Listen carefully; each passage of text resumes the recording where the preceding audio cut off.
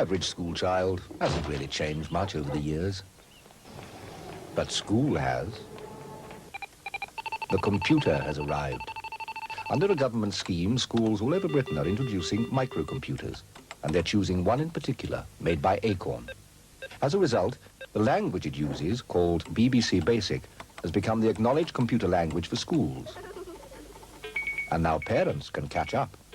For Acorn have produced a micro for the home that also uses BBC Basic. It's called the Electron. It's powerful, it's versatile, and it's only £199. So now your children can teach you all they know. The Acorn Electron can be found at larger W.H. Smith's or your local Acorn dealer. Hello and welcome, and today we're going to look at the BBC's baby brother, the Acorn Electron. It's kind of a little bit of a maligned machine, not because of its technical abilities, but because it was actually always going to be compared to the BBC Micro. And if you compare the Electron to the BBC Micro, then you're never really going to see what the machine was really about and what it could do.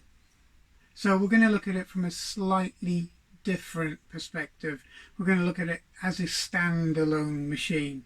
The Acorn Electron was effectively a completely new machine when you compare it to the BBC Micro. It was very much the next generation of technology because the chip count was reduced from hundreds of ICs. Over 100 ICs went into the BBC Micro, down to just a handful, and all of that was taken care of by a huge and expansive ULA.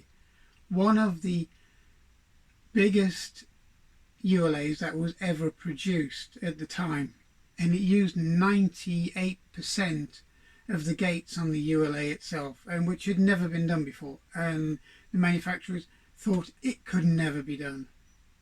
But it took a lot of time to get it right, but it was kind of scaling down the amount of chips and the amount of components that was on a motherboard to meet a price point. And I think this was the first time really that Acorn had tried to build a machine to the price point. Now, if you look at the Electron as a successor to the Acorn Atom, well, it kind of blows the Acorn Atom out of the water because of its technical abilities. So that's where we're going to kind of look at the machine as a standalone against maybe the next model on from the Acorn Atom. It's kind of a middle ground model between that and the BBC Micro. So let's have a look at the machine. Now, the Electron itself was quite a nice looking machine in reality. It had a nice industrial feel to the case. It was very, very well built. It wasn't flimsy plastic, and it didn't have the feel of a flimsy machine to it. It had kind of a 1980s graphic on the top, which was definitely 1980s. You couldn't kind of get away from that. But it kind of suits the machine, and it broke up what is quite a small keyboard and quite a small case, really. The keyboard itself was very nice. The keyboard had a nice action to it. It typed really well, and the keys didn't feel cheap in any way, and it wasn't far away from the keyboard on the BBC Micro itself. In fact, some of the keys were actually interchangeable on some versions of the keyboards as well. So, you know, it wasn't as if it was a massively cost-reduced case and keyboard, and as I say, it was very robust. One thing that kind of let it down was the power supply. The power supply was not built into the machine. Okay, the power supply was in fact built into the plug itself. Okay, so it was built in to the wall socket or the wall unit itself. And that made it quite a neat system, because you just literally plugged it into the wall and all you had was this power cord to plug into the machine, which, you know, made it tidy. But it kind of felt a little bit cheap because of it. But again, it didn't really detract from the machine itself. The machine itself, you know, when you used it, you found out it was actually quite a nice machine to use. Now, the keyboard, as I said, itself was a proper mechanical keyboard. And one of the things today is that if you have an Electron, there are a little bit of an issue with some of the keys on the keyboard, or some of the contacts. If you haven't used it for a while, what you'll find is a diagonal row of keys, it could be randomly placed on the keyboard, will not function. Probably won't function for about 5 or 6 minutes of the machine being on. Now I got a feeling that's down to either condensation under the keycaps or slight oxidization. So if you play with the keyboard for a few minutes or so and allow the, you know, the actual circuitry to start losing any condensation, which might be causing a bridge, you'll find that the keys will start working. And what I found, if you use the machine often enough, that actually doesn't really happen again. It's only if you leave it away for a prolonged period. So we're going to have a quick look at the ports and see what you get with an Acorn Electron. Okay, the machine itself doesn't have that much connectivity if you try to compare it to the BBC. If you compare it to a Sinclair Spectrum or a TI-99, or even a Dragon 32, it's kind of on par with it, and on par for what would have been a fairly budget machine, really, because it was competing against a lot of the other budget micros that were out there. So looking at the side, okay, you have RF, and if you look, it's nicely written on the side of the machine. So you have UHF, TV or RF, you've got video, RGB and cassette, and RGB is quite a good one as well for today's standard. So if you look at them on the side, you have basically RF, composite, cassette, which is on the end, and you've got your RGB out. Now you've also got an expansion or a peripherals port on the back, and this gives you direct access to virtually everything on the motherboard, including the processor and the data lines. And unlike some of the other machines, you can see these two screw holes there. Whatever you attach to here is bolted on, so it can't cause any problems. And all you have on the other side is a power connector, and really that is it. That is your connectivity on your Acorn Electron, and it wasn't meant to compete with the BBC. And I think the problem is it kind of got pigeonholed with being an also-ran to the BBC Micro. Now, because of its RGB out, you can use modern LCD screens, and it works well with a SCART converter from your RGB to SCART, and as you can see, you get a very, very clear screen. And if I do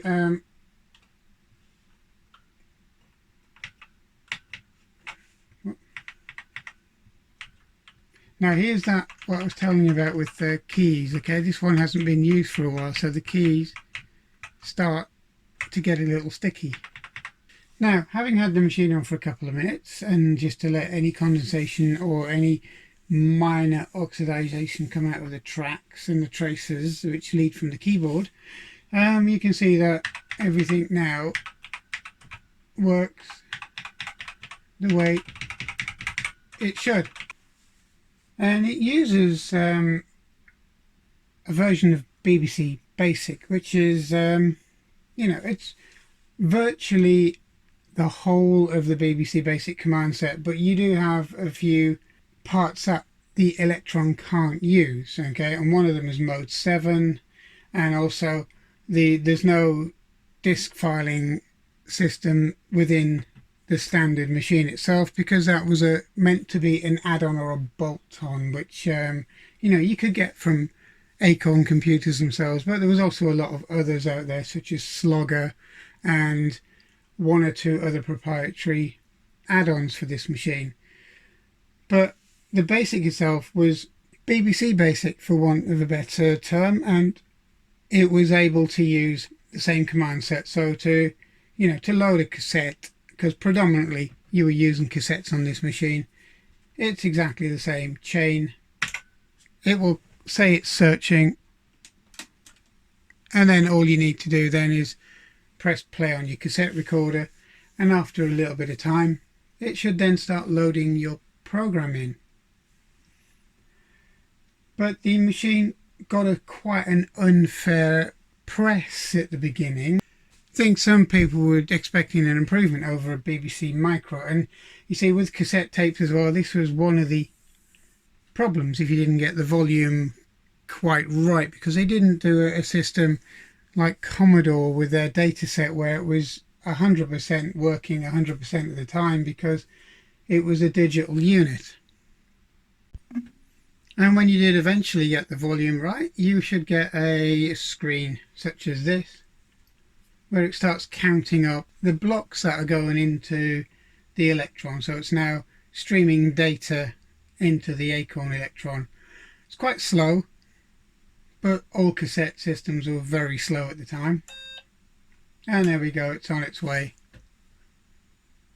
Now, while it's loading, the Electron itself was my machine of, I wouldn't say choice, but it was my kind of machine when I was younger. And basically it was because the BBC Micro was so expensive, and you could do just about as much on the Electron generally as you could on the BBC Micro for kind of everyday stuff that you would want to use.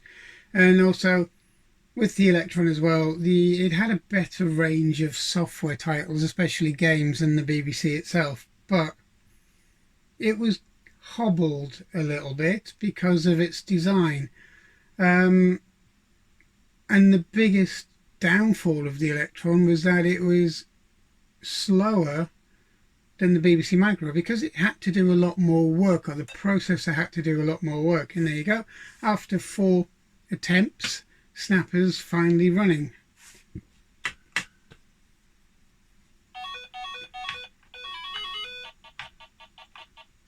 And as you can see, it just runs like every other sort of Snapper out there. What you will notice is the sound is nowhere near up to the spec of a BBC Micro, because it's one channel. Okay.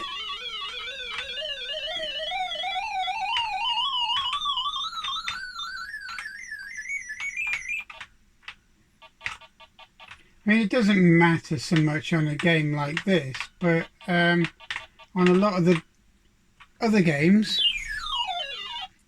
you do certainly notice the difference in sound and how it actually works. So yeah, there is a massive difference. And you notice that the resolution and the game itself, the way it looks, doesn't look that bad. It doesn't look any different really to the BBC Micro. But when you start pushing the machine a little bit further, that's where you notice there is a speed difference. And general games like Snapper and Frogger and all that kind of thing, you wouldn't really notice any difference apart from the sound. But if you compare the Electron not to the BBC Micro, and you compare it to a Dragon 32, there's very little comparison, because the Electron has a better color palette. It has better graphics resolution in its modes. It has a better basic. It has lower case. So it kind of wins on those grounds. If you compare it to the ZX Spectrum, the the ZX Spectrum wins on software titles, or the vast number of software titles in comparison to the Acorn Electron, but the Electron wins on having a proper keyboard, a bigger case, more usable case size, so you can, you could use it to do some word processing if you wanted to.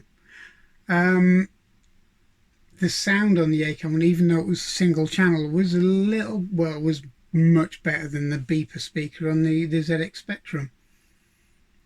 So, you've got to weigh it up against other machines, and it wasn't that bad. I think the Acorn Electron can kind of be seen in the same light as the Commodore Plus/4 or Commodore C16 when you compare it to the Commodore 64.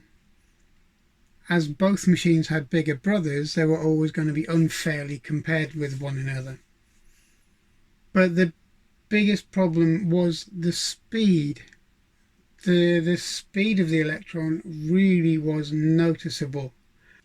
If you were playing like-for-like games, which weren't as simple as Snapper, you would find that, the time it took to get the character across the screen was almost twice as long, and sometimes longer, on an Acorn Electron. But you have to weigh it up against its direct competition, and the BBC Micro was definitely not direct competition to this machine. But general specification wise, the Electron wasn't that bad. It used a 6502 and it was running at the same clock speed as a BBC Micro, but because of the extra work it had to do, and the ULA had to do a lot more work, it was physically slower because of it, because there was a lot more clock cycles involved in executing code. It had 32K in the same vein as the BBC Model B. It had a built-in speaker in the same way the BBC Model B had a built-in speaker. And it had a cassette interface and an RGB out, as well as composite, which most of the micros at the time didn't actually have, which was a good plus point. And I for one, thought the Electron wasn't too bad a machine. You add on an external disk drive or a ROM box, and then you've got the same functionality as a BBC Micro, but in a lot less outlay and a lot less cost. Now, the way you would reset most of the games from a BBC Micro, or any program you had, was it's the same way as you would do it on the Acorn Electron. You would use a control break key and it would do a soft reset. So the idea of it not having a physical reset key doesn't actually make any difference on these machines. Okay. We're going to just try another game just to see now the volume set, etc., just to see what difference it would make with something a little bit more complex to run. Okay, so as you can see, searching on cassette tape is inordinately slow these days, but it's quite hard to add on an SD drive for one of these. But you can use an SD tape deck, but then the speed isn't going to be that much greater, if at all. But an SD floppy drive system is something that you really need to add if you want to keep these running. Okay, so it's on its way in now, so we'll just do a little bit of video magicry and we'll come back when it's installed.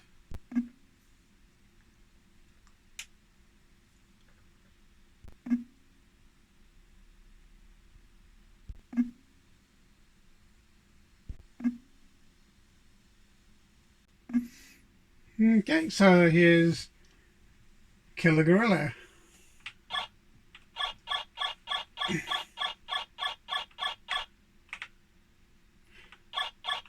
And you can see how it struggles a little bit in comparison to a BBC. And the sound's not particularly fantastic, really, but it's it's good enough for the game itself.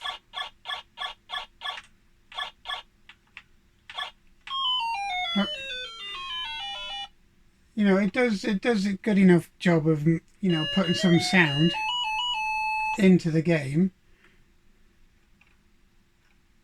But as you can see, it does struggle a lot. So it's very playable, but it's a little slow at times.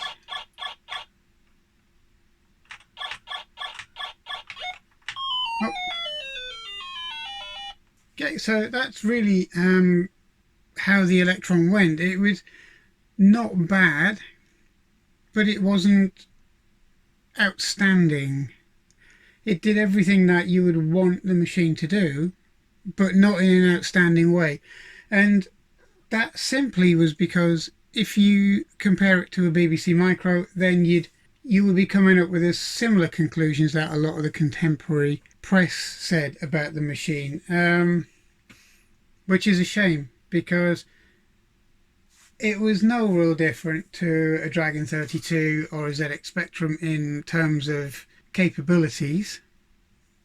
And once you started stripping the BBC out of the equation, you'd find out it was actually better in some respects, such as the colour palette was nicer on this than some micros. The sound was better than some micros. The keyboard was a lot better than some micros. The case was a lot better than some micros. And the connectivity for video out was infinitely better than some micros.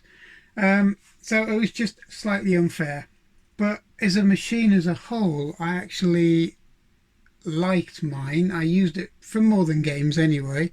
And it worked quite well connected to a dot matrix printer, and it did a lot of my college work, etc. on it, and it did a really nice job, because you have to remember that a lot of schools and colleges were running BBC Micros, so using one of these was brilliant, because you could take whatever you'd written on the Electron and you could also apply it and run it on a BBC Micro with very little or no alterations to it. I've just written quite a little program just to illustrate how much of a speed impediment the Electron had because of its ULA and its double dipping at everything it did. So it had to do 2 requests at times to do what the BBC would do in a single request. So if we run this, and as you can see at the top of the screen, it barely gets a chance to write the text before it clears. So you're missing characters. It's flickering quite badly. But a ZX Spectrum would fare worse because it uses software basically to control the graphical output of the machine. So again, it was quite unfairly berated. And here we have just a little routine that counts up to 100 and displays each character on the screen. And as you can see, it's basic and it's not fast, but it never will be. And it's no different in speed to a lot of the other machines, but you can see it's actually doing its work there without any pausing, just displaying a character, next, displaying a character, and so on.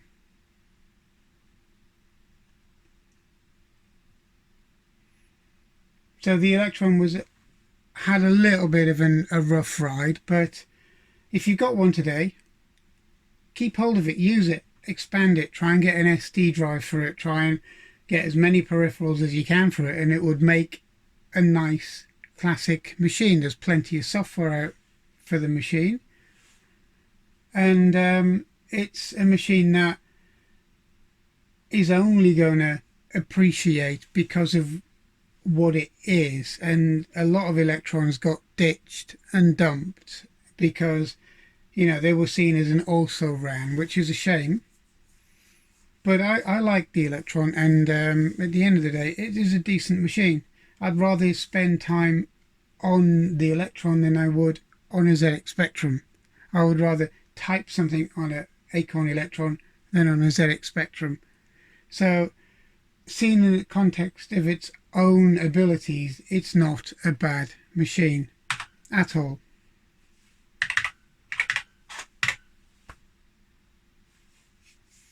So, what's my final thoughts on the Electron? this little thing is something I really like. I like it because it gave people access to using what was a version of a BBC Micro in their own homes.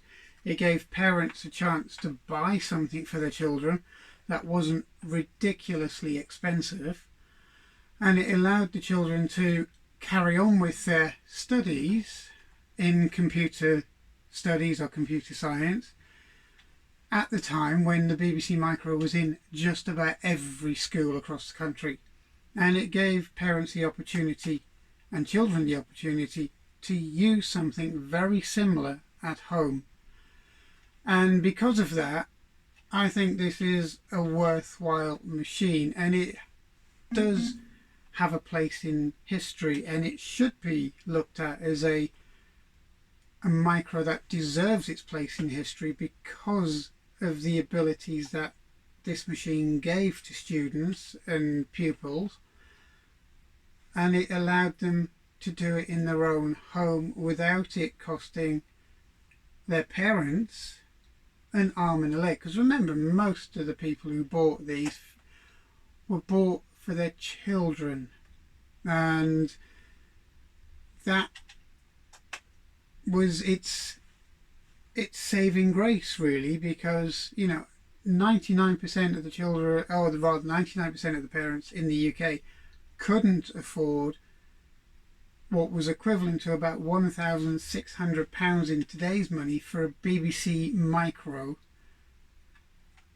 Because if you ask somebody today to buy you a birthday present or a Christmas present which cost £1,600, I think even today most people would go, well, that's a little bit pricey. So when you can get these launched for less than £200, that was a huge difference. Okay, and that's where it really deserves its place in history. As an all-out computer to take on the likes of Sinclair, Dragon, Auric, Lynx, and the rest of the machines that were out there, Commodore, it was middling. It kind of sat in the middle, which isn't a bad thing because of the amount of machines that were out there. It wasn't right at the top and it wasn't right at the bottom. It was somewhere in the middle.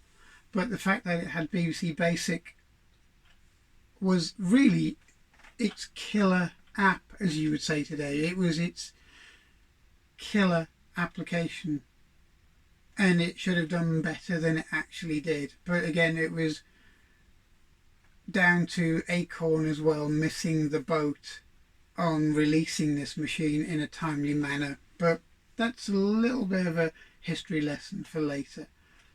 Okay, so I hope you enjoyed this look at the Acorn Electron, and I hope you enjoyed a slightly different outlook on the machine to what most people probably have done.